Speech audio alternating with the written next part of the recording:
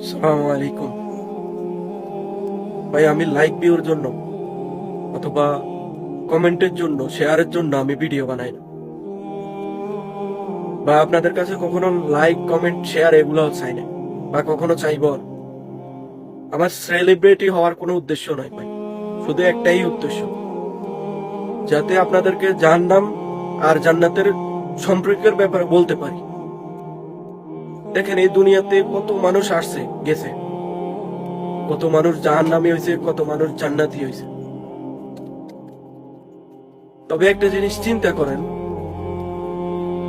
আপনি যদি আজকে মারা যান,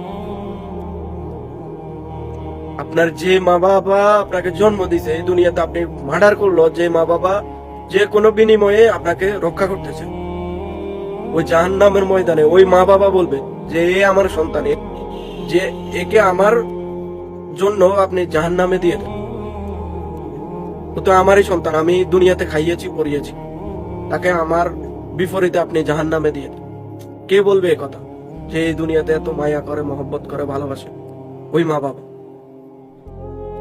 তাহলে কিসের এত মায়া নিয়ে আমরা এই দুনিয়াকে ভালোবাসি? কিসের এত মায়াতে পড়ে আমরা এই দুনিয়ার পেতনায় পড়েছি? ভাই, আমি আল্লাহর জমিনে একজন নিকৃষ্ট বান্দা, আমি সবচাইতে গুনাহগার বান্দা। তবে আমি আপনাদের কাছে লাইক ভিউ চাই না, আমি আপনাদের কাছে শেয়ার চাই না, কমেন্ট চাই না, কিচ্ছু চাই না। আমি আল্লাহর রাস্তে আমার কথাগুলা একটু বোঝার চেষ্টা করি। এই দুনিয়াটা থাকবে না ভাই, আমরাও থাকবো না।